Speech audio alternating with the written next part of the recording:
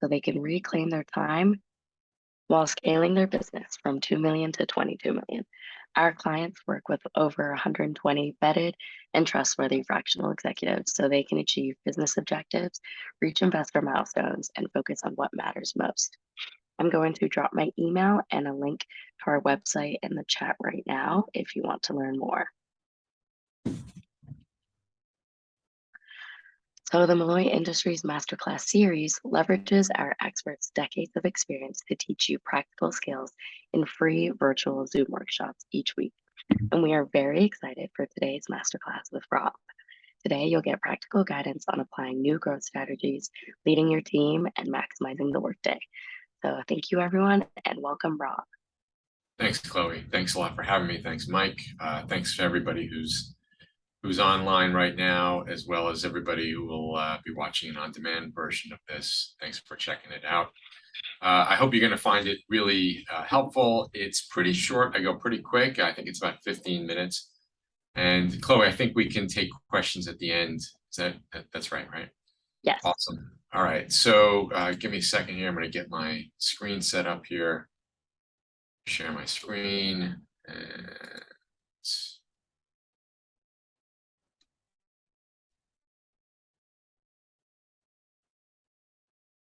Can you guys see that? Yes, we can. We're ready to go. Great. So get unleashed with an executive assistant. Just a second on me, so you know what my perspective is, and from where I'm speaking. I own 3 businesses. Work Better Now. I'm a partner in Work Better Now. That's one of the 3. For 11 years, I was the publisher and editor-in-chief of a company called the New York Enterprise Report, a media company that served business owners mostly in the greater New York City area, but had readers all over the country who relied on us for ideas and expertise on how to grow their business. I've run several businesses before then, and I earned my MBA at UCLA and actually started my career as an accountant. Enough about me. Let's move on. So let's start with this, which I don't think is news to anybody, that the pace of change is increasing. In fact, I mentioned the New York Enterprise Report. In 2008, we wrote an article by, I can't remember the executive's name, it was one of our more popular articles of that year. And in 2008, he was talking about how the pace of business is increasing. And I can tell you now, it's probably 10x of where it was just, about 15 or so years ago. So where are we seeing this crazy, frenetic pace of change increasing? Well, number one, we're seeing it in customer expectations. I call this the Amazon effect. Amazon has obviously set the bar, whether it's delivery, how easy it is to order, if you have to return something, how easy it is. And what we have found is that it doesn't matter whether you're in B2B or B2C, or whether you're in a small business or a large business, those expectations are now kind of prevalent.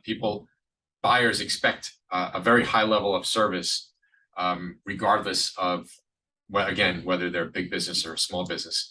And of course, employee expectations have been on the rise a lot lately. Even as the economy perhaps starts to slow, there's still people resigning in a tight labor market. It's tighter labor market than it's been in a very long time. Employees want a lot more than a paycheck. The way we market has changed, and it's changing, it seems like almost on a daily basis. And of course, technology is driving a lot of these changes. And this was all before COVID, which I call the great accelerator. Really accelerated so many different parts of running a business. And as I mentioned, or alluded to rather, I've been working with business owners for about 30 years, and I know what the challenges are like. And I will tell you that it's always been challenging to be a business owner, and it's certainly a lot more challenging these days. So why is it challenging, right? So here's just a couple of stats.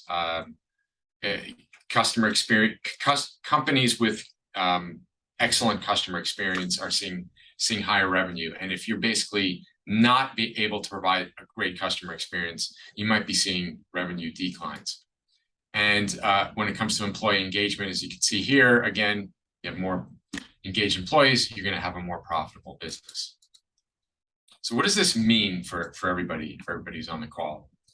Well, it means that the number of priorities that are on a business owner's plate is the number of those priorities continues to increase, and the effect of those decisions that you make related to those priorities have just a very, very big influence on the profits of your business, or if you're thinking of selling down the road, on the value of your business.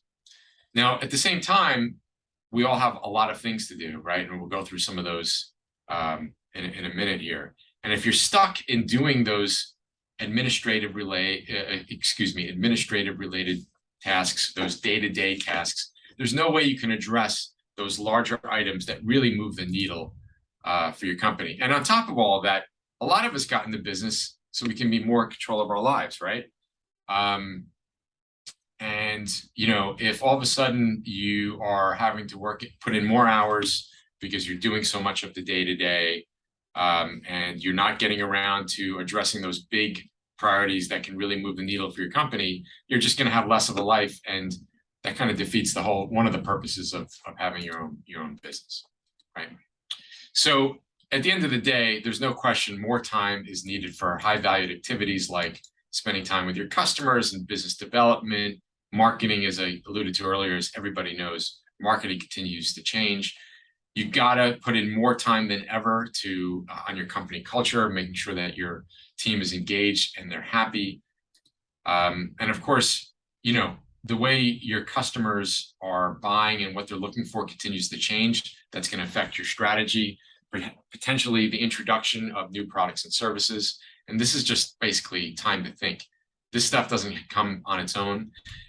I don't know if you're fortunate enough that if anybody else in your business is working on new products and services, it's quite rare at a smaller company. It comes from the business owner, and that takes time to think. And of course, again, wouldn't it be nice to have a little bit more personal time? Unfortunately, and up until about 10 years ago, this applied to me. A lot of us are stuck in the slow lane. Things like scheduling, and I don't know about everybody else here, but almost every meeting I have gets rescheduled at least once or twice, takes up a lot of time. Researching prospects, dealing with documents, whether it's something you have to fill out yourself, or workflow, are these things being filed and distributed in the right way? Invoicing, looking for talent, emailing. Who thinks that email is a productive tool? Well, it can be, but it can be very unproductive too, especially if you're spending a lot of time in it. You'll see a stat on that in a minute. So when a CEO is doing these things these days, this is very much the old way of being a CEO. So does any of this look familiar? Here's some interesting statistics. NFIB, which is National Federation of Independent Businesses, say that business owners are spending almost a third of their day on email and browsing the web. Think about that, a third of the day. Not talking to customers, not talking to staff, etc. Look at all the time spent on busy work, administrative related work, and meetings, leaving just 15% on those larger priority items that I mentioned earlier.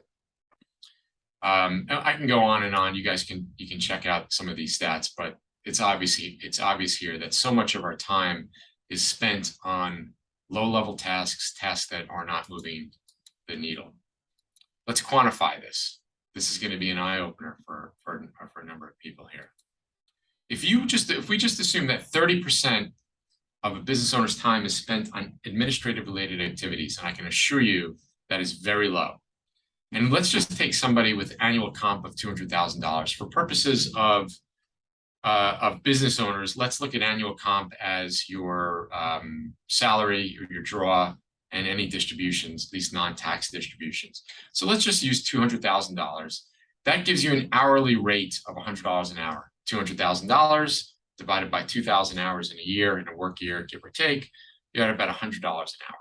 Well, spending 30% of your time on administrative related activities means that you're spending about $1,200 of your time on administrative work per week, and that comes out to about $60,000 per year.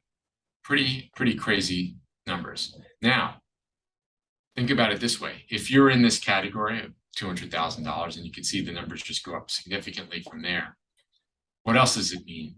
It means that if you're doing administrative work, you are paying somebody $100 an hour to do administrative work. Now, I know wages are going up, but that to me sounds a little excessive.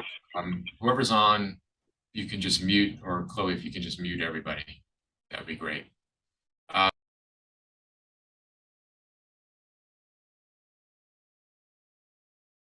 Oh, Rob, my bad. I accidentally muted you.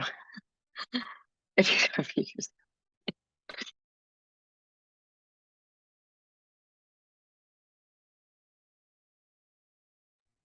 yourself. Rob, we can't hear you. Do you mind unmuting yourself?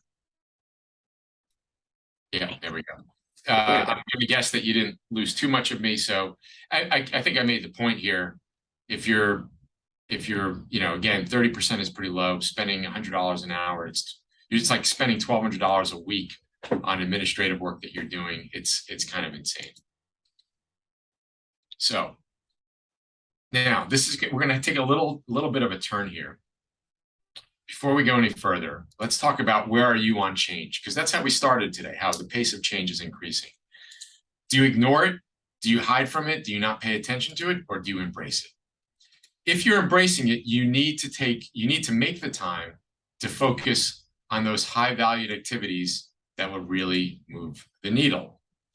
And to do that, you need to do that really to capitalize on change.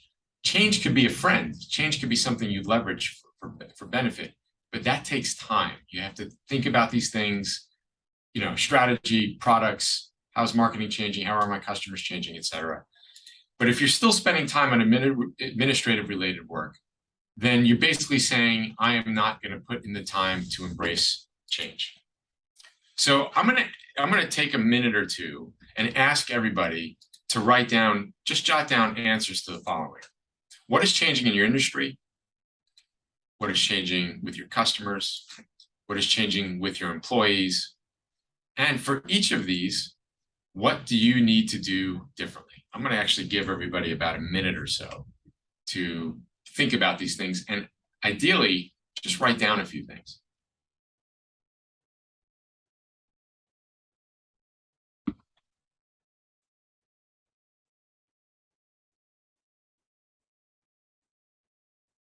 And as you're thinking about this, for each one of those items, think, what do you need to do differently? In other words, what's changing in your industry? What's changing with your employees, your customers? What do you need to do differently to harness that change and make it work for you? And then moving on, how do you get unleashed? Or what's the new way of essentially being a business owner today? So let's talk about this. I'm going to address three, but I'm going to focus in on one. Number one, it's never been more important to delegate to a team, but also to empower them. What does that mean, to empower them? It means, number one, you have to have a company mission that people understand and people kind of absorb, okay? And you have to give them also values that you live by. Doing that, it gives them sort of like guideposts on how they can make decisions on their own. And that's important, because if everybody's coming to you, hey, how do we deal with this? How do we deal with that? It's a problem. It's really, really hard to then spend the time that you need to focus on those high priority activities.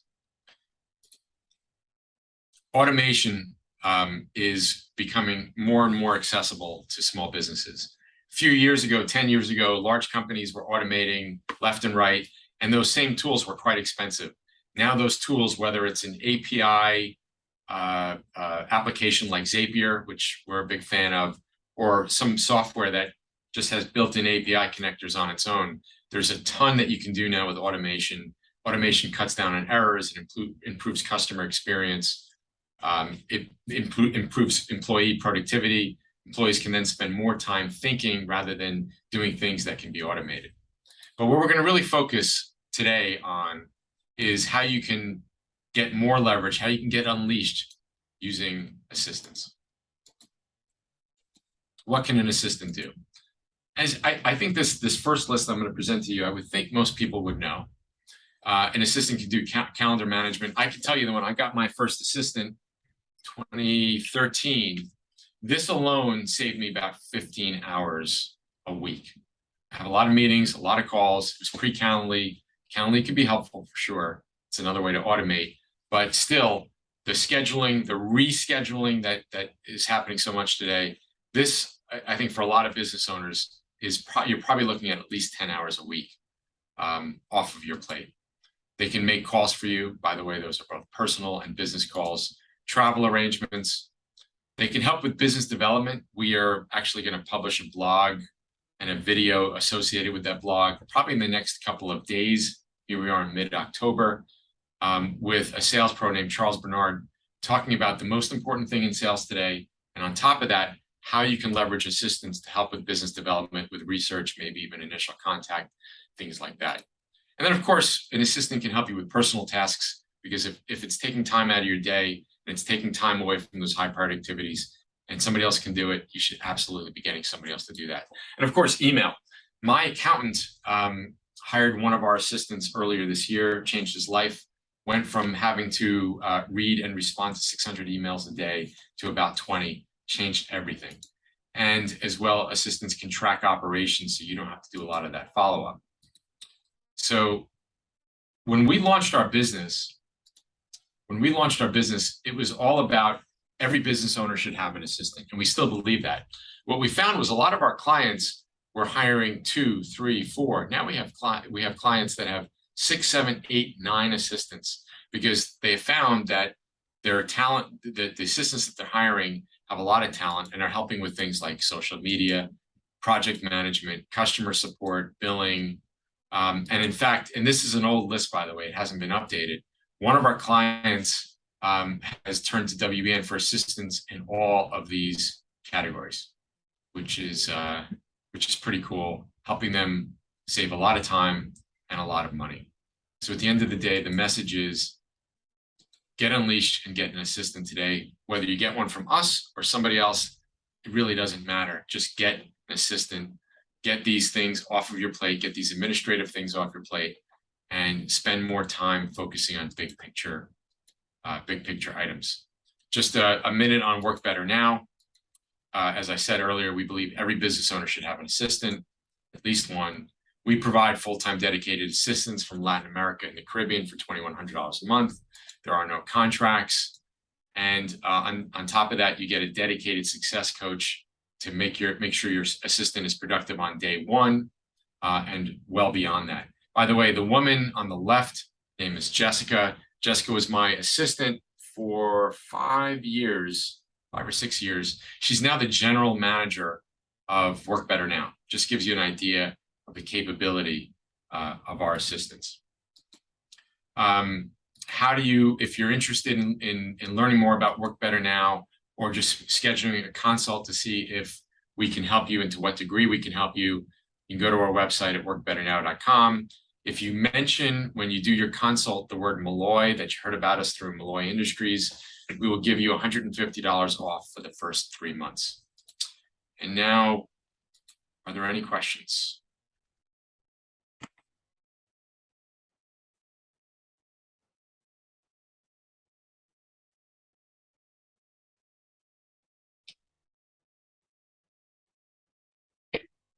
This is somewhat related, I guess. I had chatted with a friend about engaging with a group of Filipino virtual assistants and being able to take those repetitive tasks and pass those along to virtual assistants, or do something where I can kind of engage with a broader group. When you had asked about what is changing in particular, for me, especially as a CEO, most of my focus has become more around hiring.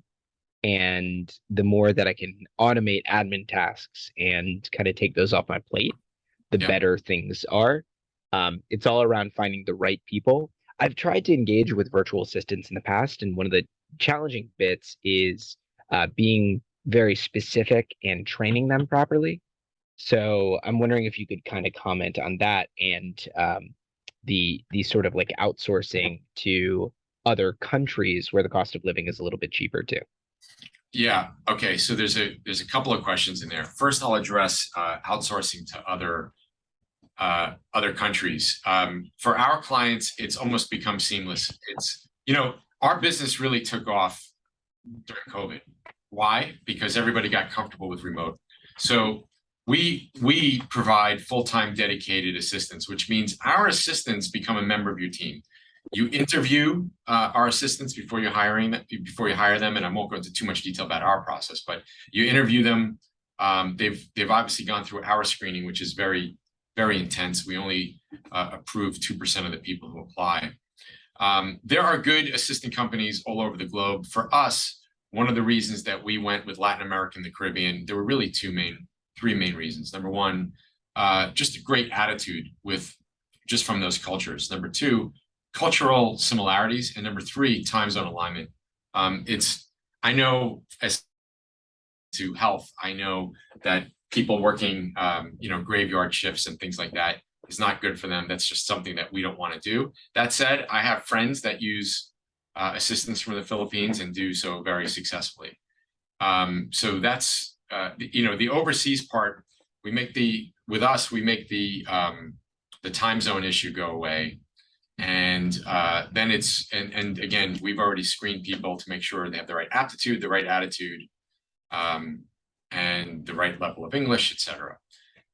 As far as training them, it's really, when we hand match, what we usually do is we hand match 3 candidates that are hand selected based upon what our clients need. And those assistants will have some degree of the experience that you're looking for. That said, you really at the end of the day, you end up training them like you would any other new employee that was in your office, except it's done remotely. And we have success coaches along the way to help you who might know some tricks of the trade, if you will, that will help in accelerating the whole onboarding process. Elliot, did I answer your question? Yeah, I think so. I think that was around especially the foreign hiring, but you're talking about training. Do you have any sort of set training protocols or standards of operation for training virtual assistants? Something that'll kind of like give us a leg up? Well, our success coaches are there because they will share best practices. As we learn from our clients, they will share best practices in onboarding. But at the end of the day, it's hard for us to do a whole lot more than that. And by the way, we do provide training in addition to their experience, but it's hard for us to do more than that because every employer is different. Every employer is in a different industry, a different business, runs their business differently. And, like I said, those clients that are the most successful with our assistants, they onboard them, they train them like they would anybody else, like they would train anybody in the States that was working in the States. Got it. Any other questions? Thanks for that question, by the way.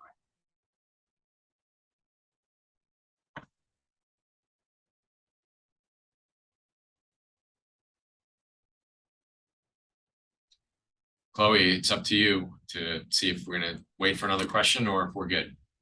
Yeah, I mean, if there are no other questions, I would just like to thank you so much, Rob, for a fantastic presentation today.